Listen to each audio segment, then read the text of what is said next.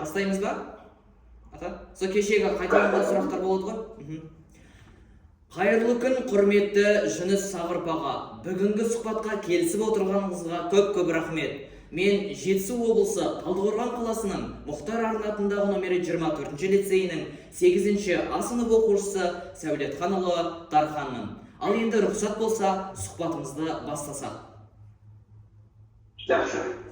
Сізге қояр бірінші сұрағым, сіздің фантаст жазушы болуыңызға кім себепкер болды? Әрине, бұл енді менің тасырым негізі жұлдыз әлемге арналған ғой енді. Сондықтан өзі 4 жасында әкем қайтыс болды. Содан кейін соны іздеп сағынып, сол бірде анам қоқаныш кешкілікті ауылда серуендеп жүргенде жылап әкем қайда деген екен. Сонда анам жұлдыздарды көрсетіп, анау жұлдыздарды көріп тұрсың ба? Көріп тұрмын. Әкем сол жұлдыздарға кеткен деген екен. Содан бастап балалық оймен, ол жұлдыздарда адамдар бар екен ғой, сораза кеткен екен адам деп түн мезгілдерінде тұрып деп жұлдыздарға қарайтын болыппын. Сонда ол бір жаңағы армандау, ойлау деген мәселе содан басталған ғой. Содан кейін ал енді жазуға деген бет алысыма 1960 жылы оңтүстік сапарында жүрген ұлы жазушы Мұхтар Дарханұлы Әуезов біздің ауылға ат басын тіреді. Біздің мектебімізде болды. Ол кезде мен 10 жастамын, 5-ші сыныпта оқимын. Сонда да ұлы жазушылық көруге сонда құштар болдым. Мектепте де көрдім. Мектептен кейін ауылдың құрылысында кездесу болды. Ол кісімен көрдім. Сол кездесуге жүріп барып, лық толы, орын жоқ. Сонда мен баламыз болсам, адамдардың арасынан кіріп, сөйтіп бір көргенім бар. Сонда ол кісі сөйлеп тұр екен қасында. Одан кейін біздің өзі ауылымызда мектеп кітапхана жағы өте жақсы болды. Кітап қоры өте мол болды. Сол кітаптардың арасынан қазақ тіліне аударылған француздың ұлы жазушы Жюль Верннің шығармаларын оқып жүрдім. Сөйтіп ойлап жүрдім, осы біздің қазақтың әдебиетінде неге сондай сериялы болашақты шығармалар жоқ. Сол ойменен осы жанрға бет қоя бастадым. Сөйтіп алғашқы шығармалар сол аудандық алғабас деген газетте шыға бастады. Одан кейін Ұлан газеті, Білім және еңбек журналы, содан кейін атай жалғаса берді. Мен өзім 2 жылды байланыс саласынан бастағанмын. Мамандығым телеграфшы болды. Сондықтан сол телеграфта жүргеннің өзінде түнгі келіп түсіріптердің өзінде сол аппаратқа ойларымды жазып, шықпырай, осындай осы жазғандарым кітап болып шығатын болса, жаза беремін деп армандайтын. Құдайға шүкір, сол арманның жиегінде биігіне шығыпта қалдым. Қазір көптеген романдарын жазып қойғанмын. Оның 19-ы кітап болып жарық көрді. Осылай басталды. Сіздің осы фантастика жанрына жету жолыңыз өте ерекше екен. Ал енді келесі сұрағым, сіз сұхбаттарыңызда көбінесе қазақ астрономиясын, соның ішінде жылқайыру, 9 есеп, мүшел туралы ұғымдарды айтасыз, иә? Ата, осыған толығырақ тоқталып кетсеңіз. Толыққанды бұл өзі бір 9 есеп деген бұл аймен үргір жұлдыздар шоғырының беттесі ғой, кептесі дейді ме, беттесі дейді. Енді ол енді оны өзінше бір есеп ойластырған. Сол есеп арқылы енді ауаның білуге керек болған, жылдың мезгілдерін білуге керек болған. Сондықтан да оны өте бір есепші біздің өзіміздің қазақтың жылшылары, есепшілері болған, солар бәрін есептеп отырған, суалдары апарайын еткізіп отырған, ертең қажы бар, ертең борышы болады деген сияқты. Ал енді жыл айлы деген әрине оны бізде мүшелдес 13 қой, 13-ті мүшелдес деп есептейді. Ал енді басқа батыста кейбір басқа елдерде 13-тан қорқады, өте қатты қорқады. Кейбір елдерде тіпті 13 деген нөмірді үйде болмайды. Ал енді одан қорқады ештеңе жоқ. Меніңше бұл 13 саны bütün қазақ үшін өте бір тәртіпті, өте бір ондай жатқан, ондан ондай жағдай замандарында барудың қажеті жоқ деп ойлаймын. Сол жылқайыру дегеніміз осы жаңа әрбір 13 жылда мүшелтілдеп, соған жылқайыру отырған кейбір кісілер, бірақ та жаңағы суға түсетіндер де болады екен. Оған бірақ сенудің қажеті жоқ. Оны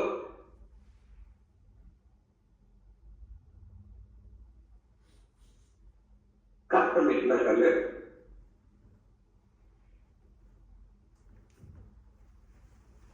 Нәтижесі мүшел.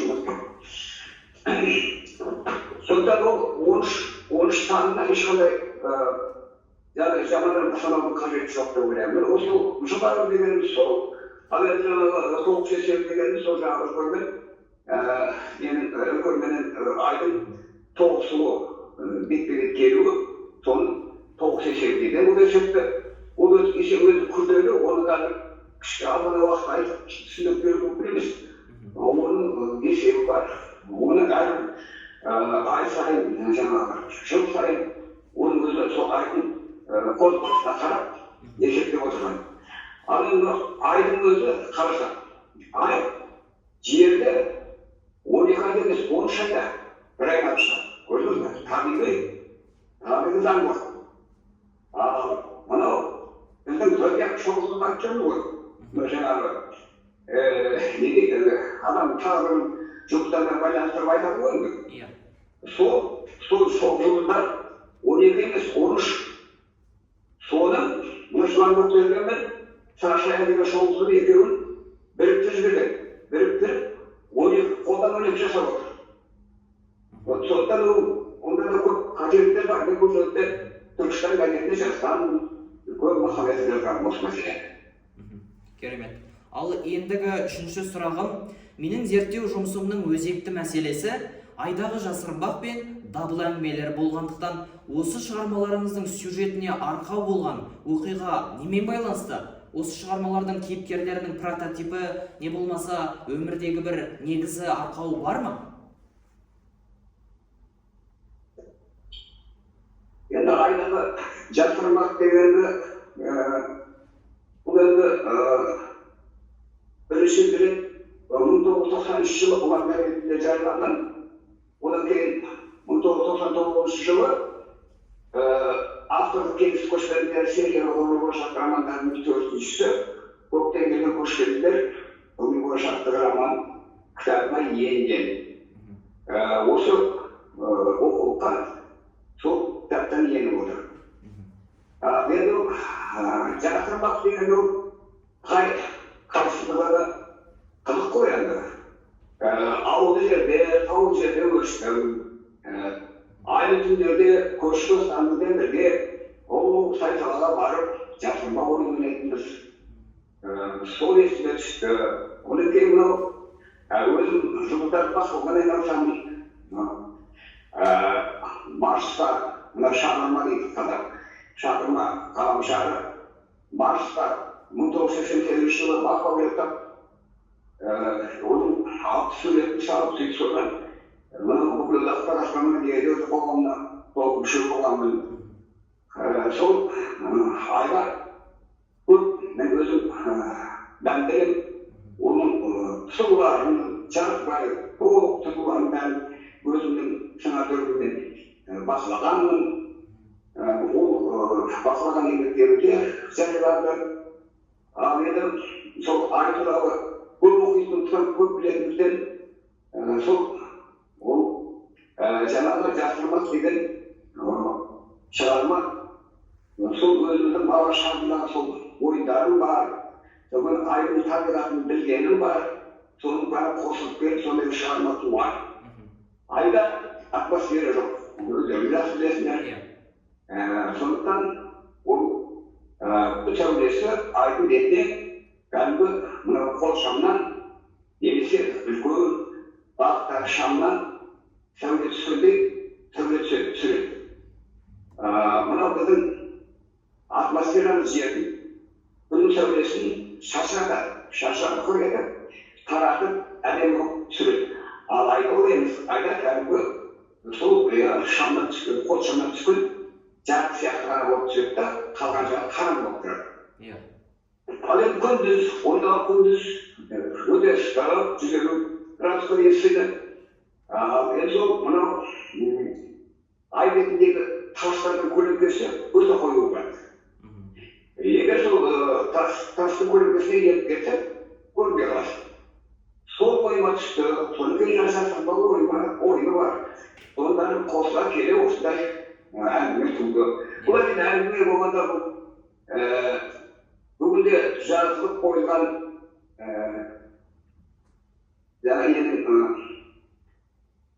жүйенің жұмбақ әлемі деген ғылыми бойынша романым бар. Сол романның бұл бірінші тарауы болып қалды. Одан кейін сол өздерін білетін Мергенмен Сартаев, ол айдан кейін Шолпанға барады, Оқшанмен бірге, Олпан ғаламшарына барады, Шағырма ғаламшарына барады. Сондай бір керемет сапарлар жасайды. Ол енді бұл кітабын амандық болса алдағы уақытта шығып жатса, өздерің оқитындар боласыңдар. Ал енді даму дегенде, бұл енді біз енді қанша дегенмен жазушы болғаннан кейін өз тіліміздің, ана тіліміздің болғанын, өзіміздің төл әрпімізбен әліпбиіміздің болғанын қашанда армандаймыз. Әрине, ертеректе біздің ұлы данышпан ғалымымыз Әбу-Насыр әл-Фараби араб әрпімен жазып шығармаған ғылыми еңбектерін, одан кейінгілерде зиялы ағаларымыз бен аталарымыз олар да солай жазды. Одан кейін латын әрпіне көштік. Латын әрпіне біраз уақыт пайдаландық.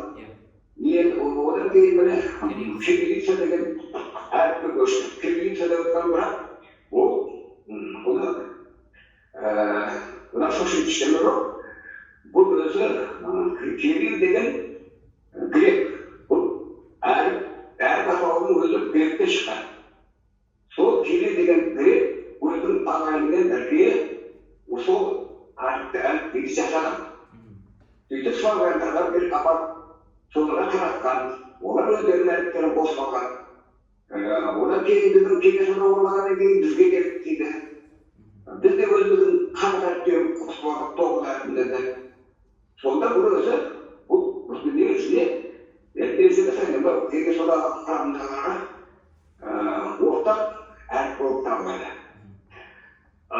Енді сол кейін енді мынау мен жазып отқан дабылда мынау өткен замандағы талас өзен бойында сол төңіректе өзіміздің қазақ ата-бабаларымыз өмір сүрген жерде сол ертеректе мынау талас таңба жазуы қолданылған. Сол таңба жазуды олар бізге аманат етіп тасқа жазып өшпейтін етіп кетті. Сол жөнінде көптеген кітаптарды оқыдым. Содан кейін келіп осындай шығарма туды. Сол талас таңба жазуларының негізінде қазақтың төл әрпін неге жасамаймыз? Неге жасалмайды? Енді әр ұлттың әрпін жазып осылай кете береміз бе деген ой келді маған. Елімізде қазақ ғылым академиясының құрамында тіл білімі ғылыми зерттеу институты бар. Сол институттағы ғалымдарымыз неге ойланбайды екен деген ой туған. Содан келіп мынау күнге келген ғаламшардан келген қазақ ташкендері, қазақ дейтінім олар бір кездері сол қаламсарбай барып сонда қалып қойып дамып ел құрып қазақ елін құрып сөйтіп солардан таралған ұрпақтары болып келеді да сондықтан олар сол әріпті қолданады екен. Содан кейін барып осындағы жаңа бір түген жасаған деген ғалымымыз соны айналысып енді осы біздің елімізге білім саласына енгізуге күш салады. Сол ойды айту үшін осындай шығарма жаздым. Бұл дау кезінде Қазақ радиосынан берілді. Мұрат Бұқыбайұлы деген диктор оқыды. Одан кейін жаңағы көктемдегі көшкендер деген кітабыма енді. Одан кейін міне енді өздерім оқып оқуға енді. Бұл да ғылыми болашақтық роман, оның үлкен шығарма, оның енді бәрі бұл журналдық нұсқалары. Айдарға жүрген форматта дағылда. Ал енді біраз әңгіме осылай оқуға береді. Кітап оқуға береді. Яғни дабыл әңгімесінің негізгі бір идеясы ол сол қазақтың көне түркі жазбаларын, сонау тоны көп, күлтегін жазбаларынан келе жатқан қазақтың түркі жазуы ғой, соны яғни жаңа бір тұстан дәріптеу ғой. Оны да таңғы басқандай оны тасқа қашалып жазылған ешқашан өшпейтін тамаша әріптер ғой. Оны зерттеген ғалымдарымыз бар. Сол ғалымдардың кітабы бойынша сол кітабын оқып шығып, одан кейін барып осындай ойға келдім. Одан сол әріптердің негізінде әріп жасалса деген арман қайта деген ойымда бар. Өйткені қызғасын араб өздерінің әріптері бар, грузиндердің өздерінің әріптері бар, Қытайдың өздерінің әріптері бар. Сондай көрген кезде неге бізде өзіміздің төл әріпіміз жоқ деген ойға алматыға келеді екенсің. Сонда дабыл әңгімесін тақырыбын неліктен дабыл деп қойдыңыз? Дабыл деп отырған енді дабыл деп жоқ. Дабыл қағу. Ескерту деп қабылдаса болады. Ойландыру, халыққа ой салу. Ал енді бұл енді осы дабылдың оқуға беруінің өзі бұл біздің зиялы қазағымыздың ойланғандығын көрсетеді. Олар отырған кісілердің соны дұрыс көріп, оқушылар, жастар біле берсін деген мағынада оқуға енгізді деп ойлаймын. Сондықтан ол дабыл беру, дабыл қағу деген ол біздің ата-бабамыздан бар нәрсе ғой. Сол түсінген соны дабыл деп қойды. Өте жақсы. Ал енді ата, соңғы сұрағым, қазіргі таңда ақын, не болмаса жазушылар осы фантастика жанрына бет бұру керек пе? Қазіргі таңда мысалы жазушылар өте аз, өзіңіз білесіз. Қазақстанда қазақтың тұңғыш фантаст жазушылары өте сирек кездеседі. Бар емес, жоқ емес, бар. Бірақ қалай ойлайсыз, жазушылар осы фантастика жанрына бағыт бұру керек пе? Керек әрине. Менің бұл өзі 60-шы жылдары, 1960 жылдары бұл жанр өте жақсы дамыды. Көп жазушылар болашақта шықты. Біз солардың жетегінде жүрдік. Сөйтіп өзімізбен қалыптастық. Енді бүгінде әсер еткен рас, одан да жаңағы көптеген сол жазушы болашақкерлер ағаларым да өзінің кішілері де өнерден өтіп кетті. Сөйтіп мына жалғызсырап тазалғандай болып жүргенім бар. Жоқ емес әрине, қазір Медеу Сәрсекеев деген ағамыз бар, Талап Сұлтанбеков деген ағамыз бар, Бердабай Шықбеков деген сол кісілер қазір оларда оқуға енді шығармалары. Оларға сол әйтеуір басқа жанрмен еңбектермен айналысып жүрсе де осы мәселеге көңіл бөледі. Ал енді Дархан мынау бұл ғылыми жанрменен ертеңіне аса байланыстыра беруге болмайды. Мен бұл бақыт жинап жүрмін. Бұл біздің ғылыми жанрымызды бастаған ұлы ғалым, биолог Ақжан Жақсыбекұлы Машанин деген кісі 1957 жылы осы біздің қазақ жеріміздегі қасиетті жеріміздегі Байқоңырдан ең алғаш зерттеліп ұшырылған жылы ол кісінің жер асты саяхат деген кітап шыққан. Сол біздің ғылыми жанрдың бастауы. Ал енді ертегіде арман ой қиял бар, оған ешқандай дау жоқ. Бірақ ол ертегі түгелдей өткен шақта айтылады, өткен шақта баяндалады. Баяғы өткен заманда деп басталады. Ал ғылыми жанр болашақ жайлы жазылады. Мұнда да өткенде жазылатын кездер болады, бірақ ол өте шек. Өткен заманды динозаврдан таптаған заманды, динозаврдан таптаған заманды көрсеткісі жатқан әлеуметтік кинодан көргендер шақтырды. Дегенмен негізгі бағыты болашақ.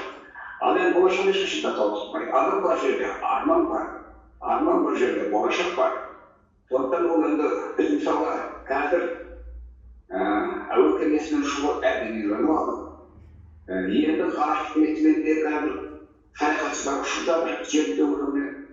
Ол бірте-бірте айға ұшатын боламыз, айға барып келетін боламыз. Одан кейін оның ашылығы жұлдыздар бар. Жұлдызды жүйелер, жұлдыз аралдар, көріс етпейтін, әзірге сыңарлардың көріп мүмкіндік бермейтін алыстағы әлемдер бар. Құпия болып әлі құпиясы толық ашылмай жатқан ғаламшарлар бар. Тіршілікті ғаламшарлардың жүзі қазір ғылымда айтылып жүр бар деп.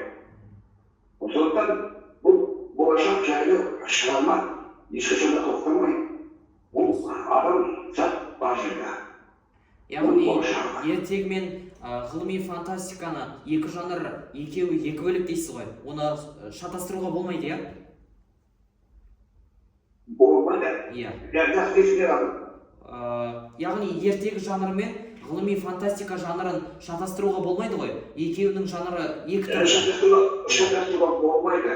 Өйткені ол әр жанрдың өзінің жөні бар, өзінің бағыттары бар, мақсаты бар ғой. Мысалға бір жанрдың өзі, мысалға әдебиетті алайықшы.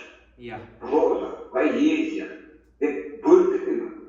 Ал ол фантастиканың өзі ішінде жаңағы ғылыми, фантастикалық юмор, фантастикалық скетч деп сөйтіп бұның өзі бірдеңеге бөліп кете береді. Сол сияқты бүгінгі ертегінің орны бөлек қой. Бұл ертегімен араластыру қажет жоқ. Оның өзі біздің ғылыми жанрдың басталған жылы бар. Бұл 1950 деп айтып отырмын. Содан бері қарай дамып келе жатыр. Қазір біздің бір 50 шақты жазушыларымыз бар, болды. Бірақ өкінішке орай бұл жанрдың ауырлығына төзбей, басқа жанр ауысып кеткен, өлең жазып кеткен, я болмаса бір кітап шығарып, я бір әңгіме шығарып, сөйтіп кетіп жатқан қаламдастарымыз бар. Өкініштісі сол. Сондықтан біз сиреп қалатынымыз содан. Сондықтан қазір саналы оқығаннан адамдар сол бағыттан таймай келе жатқан адамдар бармыз. Ал енді фантастика деген өзі бұл жанр, бұл терминді қазақшалағанбыз. Жаршылағандар секцияда бар ғой. Сонда талқылап. Ғылыми болашақты шығарма, ғылыми жазушы болашақ берді. Сондай қазақшалағанбыз. Ал енді фантастика деген терминді енгізген орыс аудармашылар. Осы 20-шы ғасырдың басында Жюль Верннің шығармасын ағылшын тілінен орыс тілінде аударған кезде ғылыми фантастикалық роман деп жазып жіберген.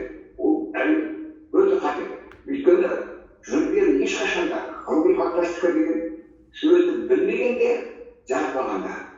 Ол ғылыми география, ғылыми саяхат артық шығармалар жазған. Оны жастардан оқымайсыз ғой.